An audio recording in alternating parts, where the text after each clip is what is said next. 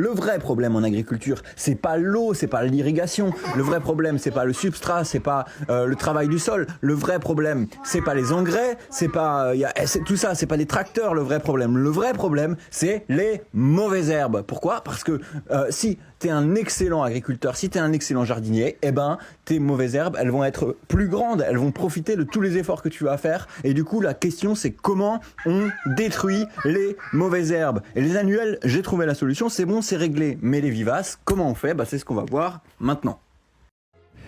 Alors avant d'aller plus loin, moi je m'appelle Nathanaël Frey, je suis producteur de légumes, de fleurs, de micro-pousses à Strasbourg. Ma mission à moi, c'est de réinventer l'agriculture et je pense que ça passe par 2 points fondamentaux. D'abord, réinventer les techniques culturales, agricoles, c'est-à-dire faire quelque chose de plus proche du jardinier, plus proche du consommateur aussi, mais je pense qu'il faut aussi transformer la culture agricole, avoir une culture agricole qui soit plus entrepreneuriale, plus orientée business. Et puis j'ai envie de partager ça avec vous et plein d'autres choses aussi. YouTube, c'est sympa, mais ce que j'ai envie de créer, c'est vraiment une communauté de gens qui partagent cette idée que ces 2 points sont les plus importants. Et cette communauté, elle va se construire sur le site, sur mon site. Vous trouvez ça sur lesgrandsjardins.fr et sur nathanaelfrey.fr. Bon, il y a les liens en commentaire. Rendez-vous là-bas, c'est là-bas qu'on va vraiment se retrouver. Bye.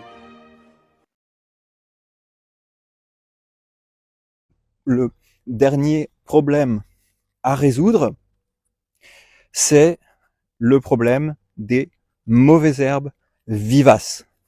Pourquoi? Pourquoi c'est un problème? Le problème des mauvaises herbes vivaces.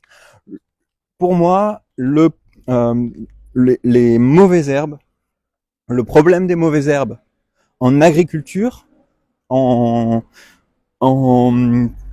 agriculture de production végétale, je vais pas m'avancer pour parler de l'élevage, tout ça, c'est encore différent, mais au niveau, tant qu'on a affaire aux végétaux, le problème des mauvaises herbes, c'est le problème central.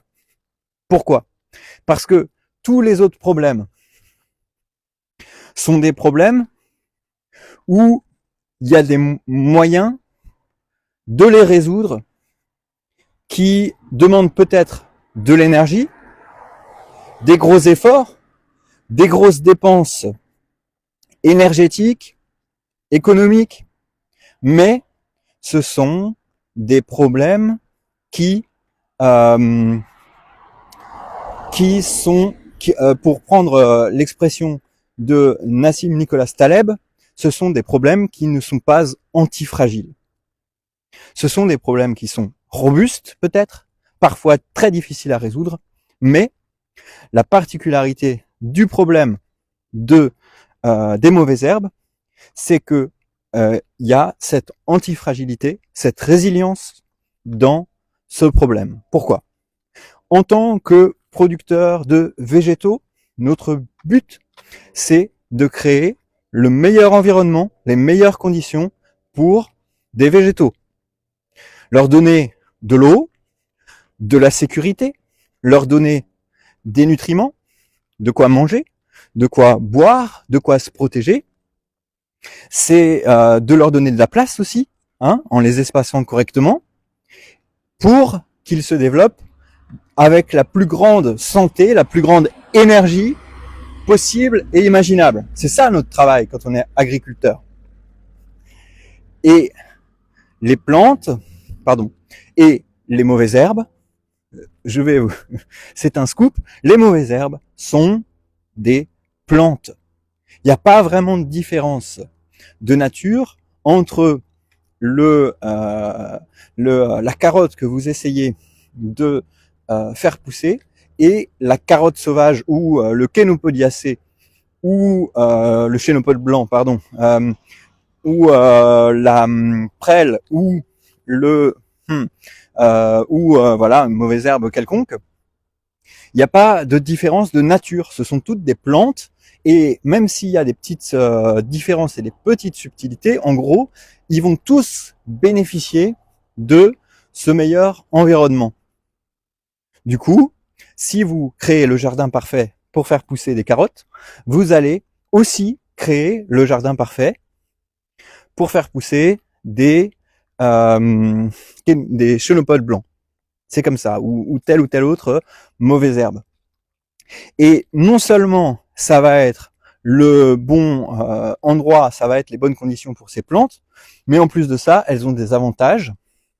Le principal avantage qu'elles ont, c'est que leur but, leur nature profonde dans le cadre de leur espèce, c'est d'être des mauvaises herbes. Ce sont des plantes qui se sont adaptées au fil des siècles, au fil des millénaires, qui évoluent très vite, qui se reproduisent plusieurs fois par an, qui vont avoir des mécanismes de survie et de développement de diversité génétique à travers des centaines de milliers, des millions de graines par individu, qui vont faire que ils vont évoluer, évidemment, beaucoup plus vite que les plantes que nous, on va cultiver. Parce que nous, notre but, c'est d'avoir une racine bien riche en sucre et en énergie, voilà, en énergie dans notre carotte. Et on va pas sélectionner notre carotte pour faire beaucoup de graines qui se dispersent beaucoup et qui vont être très nombreuses et qui vont, en plus de ça, avoir une grande diversité génétique pour pouvoir s'adapter et qui en plus vont être très résistants au froid, au chaud, à la digestion, etc., etc. Non, nous on travaille, nous on essaie de faire pousser des plantes dont c'est pas le but et du coup elles vont toujours avoir un désavantage compétitif par rapport à ces mauvaises herbes qui viennent et qui vont, si on ne les élimine pas, nous bouffer notre espace et nos résultats. Plus on va avoir un système efficace, parfait, plus les mauvaises herbes vont être plus fortes que les plantes qu'on essaye de cultiver. Alors, il y a des solutions pour résoudre ce problème. Et il y a deux sortes de mauvaises herbes. Il y a les mauvaises herbes annuelles qui vont se ressemer à chaque fois. Mais il y a aussi une autre sorte de mauvaises herbes qui sont les vivaces. Ok ? Alors, dans l'agriculture, avec travail du sol, on a deux techniques qui permettent de modérer le problème. C'est-à-dire que les mauvaises herbes annuelles, on va les laisser germer un petit peu, ou les laisser pousser un peu, et ensuite on va les enlever, soit en faisant un faux semis, et en passant un petit travail pour les tuer, et en semant ensuite, du coup on a moins de graines qui vont rester, et ensuite avec le désherbage, mécanique, manuel, tout ça, on enlève les mauvaises herbes. Et ensuite, avec le travail du sol, on va perturber les mauvaises herbes vivaces, et on va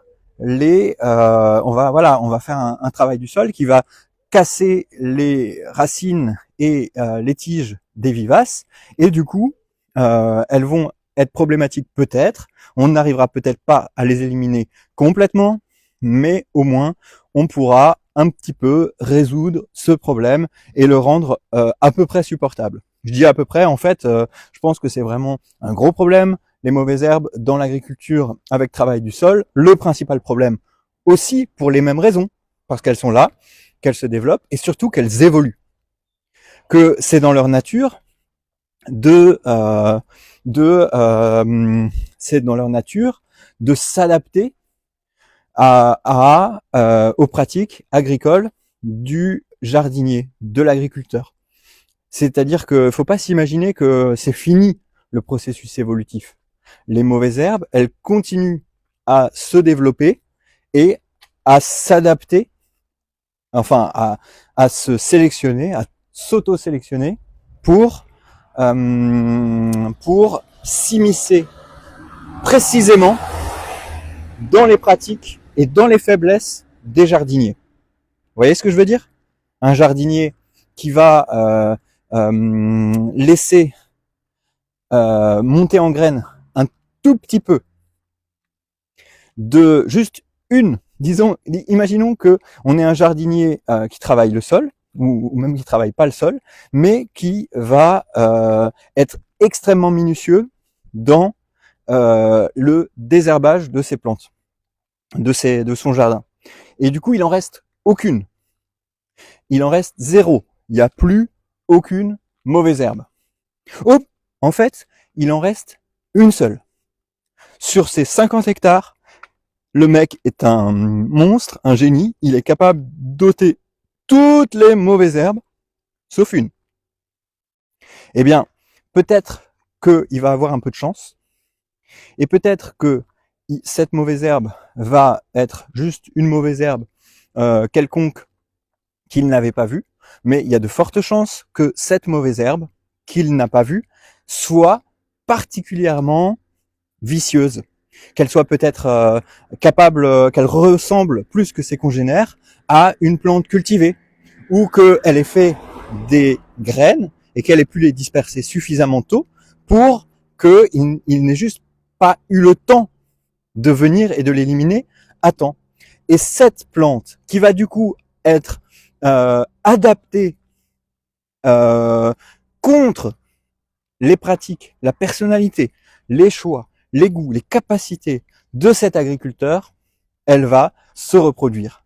Et là, elle va répandre son patrimoine génétique qui va être précisément le patrimoine génétique qui va être la faille qui va correspondre aux défauts de cet agriculteur. Ça me donne froid dans le dos, cette histoire. Voilà. Donc ça, c'est le problème. La bonne nouvelle, c'est que dans le no-dig, on résout ce problème de toute mauvaise herbe annuelle. Je sais que nombreux sont ceux qui ne vont pas me croire. On me le dit souvent quand je parle de ça, surtout à des agriculteurs. Ils me disent, c'est pas possible. Tu peux pas ne pas avoir de levée de mauvaises herbes du tout. Et pourtant, je l'ai vécu plusieurs fois. En no-dig, si on met suffisamment de compost par-dessus, et si ce compost est suffisamment bien fait, s'il est fait avec un matériau sans graines, comme des feuilles mortes, ou s'il est fait avec n'importe quel matériau, mais qu'il chauffe suffisamment et suffisamment longtemps, et qu'il est bien retourné, qu'il est bien fait, alors il n'y a ni graines dans le compost, ni graines qui étaient là préalablement dans le sol, qui pourra germer. Donc ce problème-là, on le résout. Après, il faut bien gérer ses alentours. Il faut bien faire attention d'avoir une bande qui fait, disons, au moins 10 mètres, voire, voilà, il faut s'adapter, il faut avoir un environnement qui est suffisamment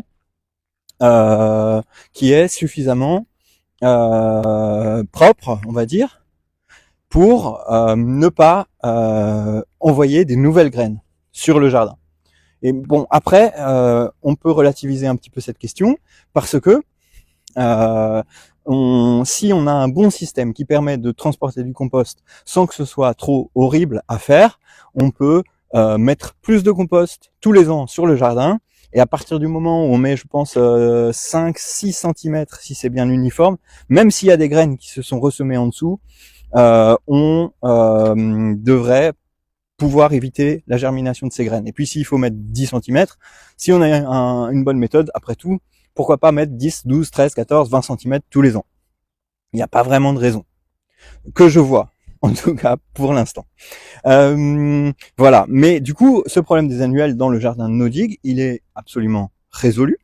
Mais il y a bien sûr derrière, parce que le no-dig est tellement fort, parce qu'il y a une telle suprématie du no-dig dans la technique, ben l'ennemi du no-dig devient lui aussi extrêmement puissant.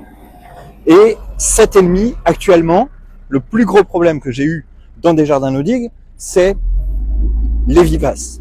En l'occurrence, la prêle et le liseron. Mais il y en a d'autres. Chez vous, ce sera peut-être une autre plante. Mais ce seront des plantes qui ont cette particularité de se reproduire beaucoup moins, mais d'avoir une longévité totale, c'est-à-dire de jamais mourir, d'être une plante unique, enfin, ou plusieurs plantes, mais en tout cas, une énorme plante avec un énorme racinaire qui est capable de faire des racines très, très, très profondes, hein, beaucoup plus profondes que ce que vous pouvez faire, vous pouvez travailler. Parfois 8 mètres, 9 mètres, on entend des histoires de racines de prêle ou de liseron qui ont été trouvées à 5, 6, 7, 8, 9, 10, 11, 12 mètres. Bon, il y a une certaine légende autour de ça, je suppose, mais en tout cas, ce qui est sûr, c'est que pour l'instant, j'ai pas trouvé d'engin agricole qui est capable de travailler le sol à plus de 50-60 cm, et que j'ai déjà creusé et trouvé des racines de vivaces à plus d'1 mètre. Donc là, on a un vrai problème, parce que si on a des vivaces qui sont dans notre sol et qui sont déjà implantés, même si on a notre jardin parfait en eau digue, on va nourrir ces vivaces. Et je peux vous le dire d'expérience, même si, enfin, moi ça m'est arrivé de commencer un jardin, que tout aille bien, qu'il y avait des réglages de fertilité à faire, hein, bien sûr, que c'était un peu difficile de faire le travail, de mettre tout le compost pour le lancer, mais ça marchait bien. Seulement, qu'est-ce qui s'est passé? C'est que le liseron nous a bouffé tout notre temps. C'est-à-dire que le liseron, on prenait une journée entière de travail pour le désherber pendant toute la saison. Et à chaque fois, il revenait. Et il revenait pas de plus en plus fragile, de plus en plus fatigué. Ça, c'est possible que ça arrive. Si vous avez juste une petite racine un peu pourrie de liseron, au bout d'un moment, elle va se fatiguer. Mais le problème, c'est que si, comme moi, votre racine, elle est très profonde et très grosse, il y a des chances pour qu'elle trouve de l'énergie ailleurs, ou alors il y a des chances qu'elle ait la capacité de se régénérer pendant 10 ans. Et vous n'avez pas cette capacité de vous régénérer. Vous n'avez pas cette patience. C'est pas possible. C'est trop de travail. C'est trop de temps. Et du coup, pour moi, c'est, je pense, la principale raison pour laquelle les projets en no-dig échouent et pourquoi le no-dig n'a pas encore atteint le stade de technique de suprématie. Il y a tous les ingrédients qui sont là pour que ça marche. Mais le principal problème, c'est le problème des vivaces.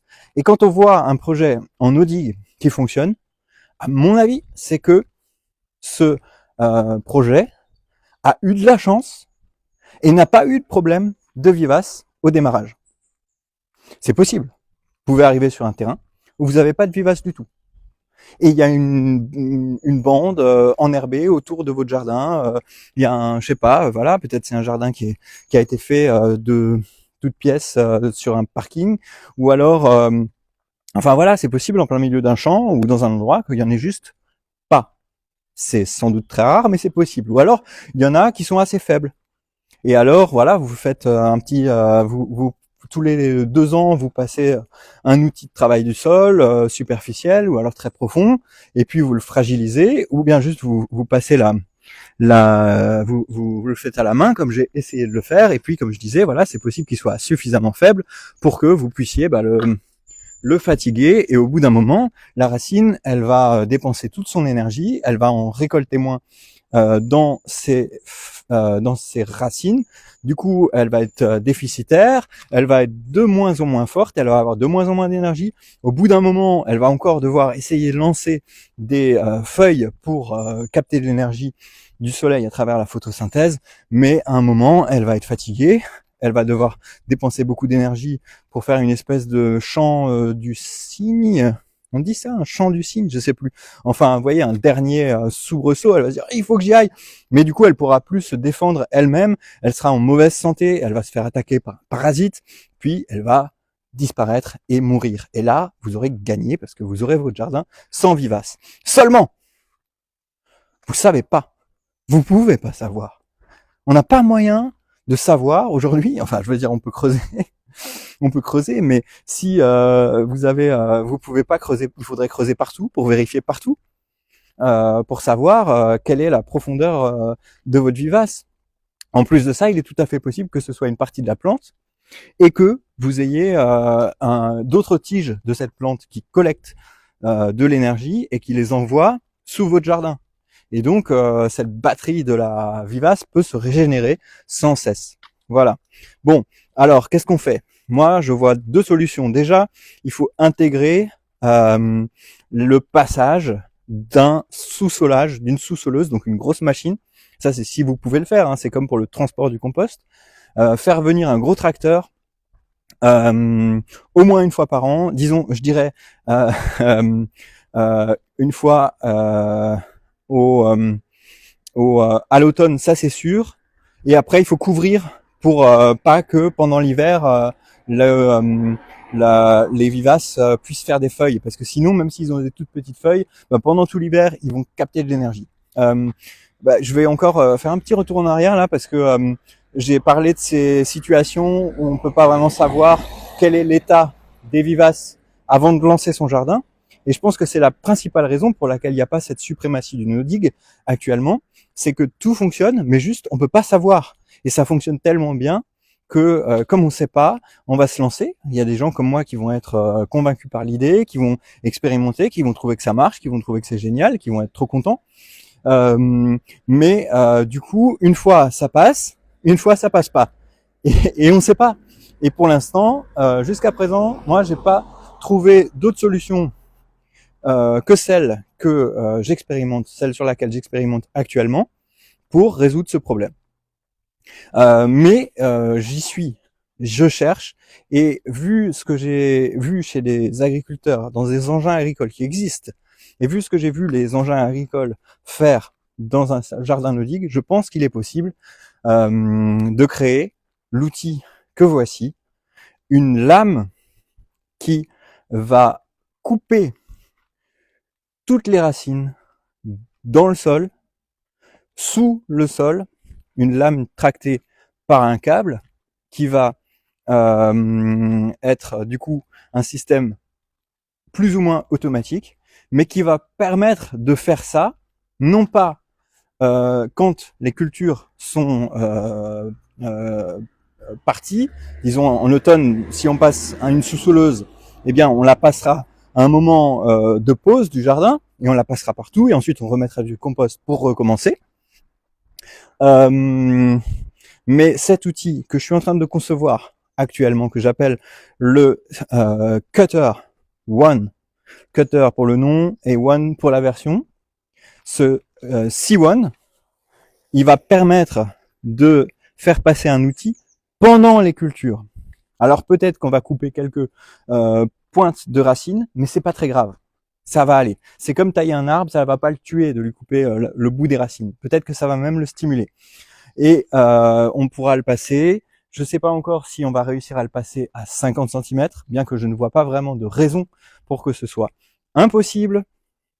À 50 cm de profondeur, avec tant de profondeur de racines, vous pouvez déjà faire beaucoup. Et normalement, vous continuez à observer votre jardin, vous passez ça tous les mois s'il le faut, toutes les 2 semaines s'il le faut. Il faut que ce soit vraiment un outil efficace, il y a encore du travail, mais on y va. Là, théoriquement, c'est possible. Et du coup, avec un peu de chance, fragilisez petit à petit votre stock de vivaces dans le sol, et au bout d'un moment, vous allez les tuer. Je pense que c'est possible d'y arriver. Peut-être qu'il faut que vous fassiez ça aussi sur une bande de jardin, je sais pas moi, de 5, de 10 mètres autour de votre jardin en no-dig, mais au bout d'un moment, vous allez la fragiliser, et du coup, vous aurez plus besoin de passer cet outil. Et même si jamais vous vous rendez compte pour une raison quelconque que vous devez le passer régulièrement, on va concevoir cet outil, le C1, de telle manière que il sera pas trop chronophage à passer. Ça ira, vous allez vous en sortir. Voilà. Donc voilà pour la solution, pour le gros problème, le pire problème du jardin en no-dig, celui qui explique que ce ne soit pas encore universel, qu'il n'y en ait pas encore partout. Il y a d'autres problèmes qui sont aussi culturels, mais on y reviendra bientôt. Voilà, je suis content d'avoir exploré ça avec vous, et je vous dis à bientôt. Bye.